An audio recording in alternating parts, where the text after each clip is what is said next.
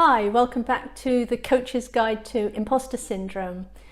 Here what we're going to be doing is taking you as a coach through a number of different behaviours, the individual behaviours that show up when people have imposter syndrome, which is the secret feeling of being a fraud and the fear of being found out.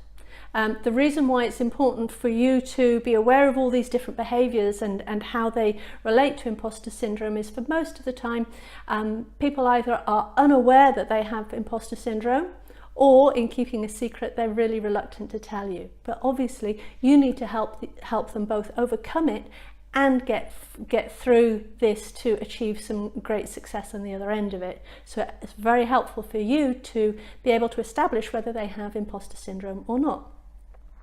So in this video, we're covering over-preparing, which is working way harder than the project needs, or the task needs or warrants. If you come out and say straight to someone with imposter syndrome, do you over-prepare in your work? Chances are they're going to say no. They're just going to say, no, I have a great work ethic. And you can feel they're starting to defend themselves here. They might be very proud of their good work ethic, that they put a lot of effort into the work that they do. But what it means is then you just get into a tug of war of who's right.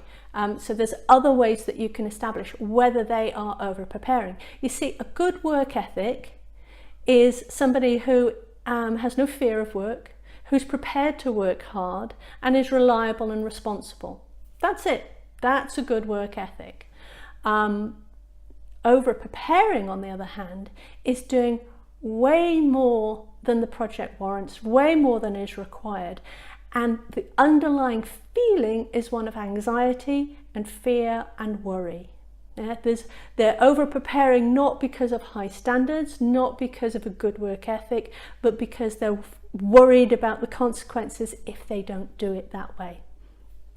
So over-preparing, the classic over-preparing actually is someone walks into a meeting with a great big stack of papers and they only have a short presentation or a short report to give.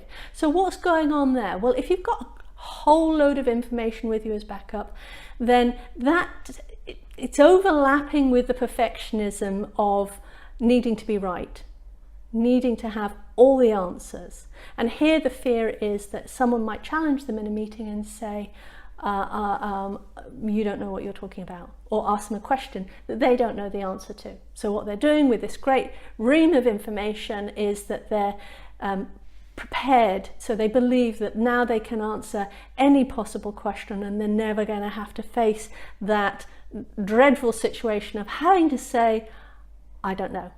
Whereas if you ask someone with a good work ethic, what about this? Oh, I don't know. Do you have that data? Not with me, but I can get it to you this afternoon. Yeah, that's the good work ethic. The over-preparedness is done because that would be a disaster scenario for them.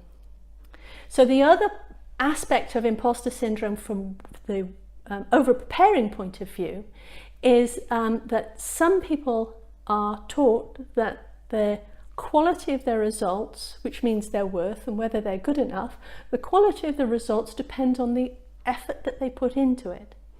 So if they don't put a huge amount of effort into it, then it's not worth anything. Then it's not going to be successful.